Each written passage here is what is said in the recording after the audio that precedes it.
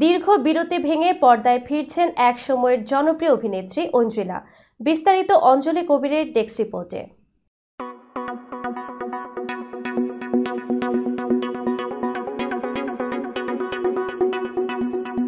সেরা চলচ্চিত্র আনোরা। নানা জল্পনা কল্পনার অবসান ঘটিয়ে এবারের অস্কারের সেরা চলচ্চিত্রের পুরস্কার জিতেছেন আনোরা। সিনেমাটি 2024 সালে মুক্তি পেয়েছে এবং এটি পরিচালনা করেছেন শন বেকার, যিনি একই সঙ্গে চিত্রনাট্যকারও। আনোরা সিনেমায় ব্রুকলিনের এক তরুণী যৌনকর্মী আনোরা ও ধনাঢ্য রুশ ব্যবসায়ীর পুত্র ভানিয়া জাখারভের রোমান্স ও বিয়ের গল্প তুলে ধরা হয়েছে, যা হাস্যরসাত্মক উপস্থাপনার মাধ্যমে দর্শকদের কাছে পৌঁছেছে। সিনেমার নাম ভূমিকায় অভিনয় করেছেন মাইকি ম্যাডিসন, আর ভানিয়া জাখারভ চরিত্রে অভিনয় করেছেন মার্ক এইদেলস্টেইন। 4টি অস্কার জিতে ইতিহাস গড়লেন শন বেকার। এবারের অস্কারে নজিরবিহীন সাফল্য পেয়েছেন আনোরার পরিচালক শন বেকার। তিনি একই সিনেমার জন্য 4টি অস্কার জিতেছেন: প্রযোজনা, পরিচালনা, সম্পাদনা ও চিত্রনাট্য রচনার জন্য।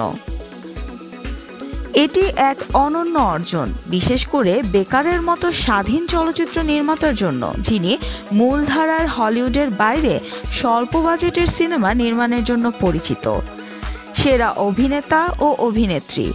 এবারের অস্কারে সেরা অভিনেতার পুরস্কার জিতেছেন অ্যাড্রিয়ান ব্রোডি।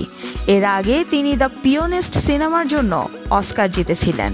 অন্যদিকে সেরা অভিনেত্রীর পুরস্কার জিতেছেন মাইকি ম্যাডিসন। তার জয় অনেকের কাছে আপসেট ভিক্টোরি হিসেবে বিবেচিত হচ্ছে, কারণ অনেকেই মনে করেছিলেন যে দ্য সাবস্ট্যান্স ছবির ডেমি মুর এই পুরস্কার জিতবেন। তার জয় অনেকের কাছে আপসেট ভিক্টোরি হিসেবে বিবেচিত হচ্ছে, কারণ অনেকেই মনে করেছিলেন যে দ্য সাবস্ট্যান্স ছবির ডেমি মুর এই পুরস্কার জিতবেন। সেরা প্রযোজক ও অন্যান্য পুরস্কার।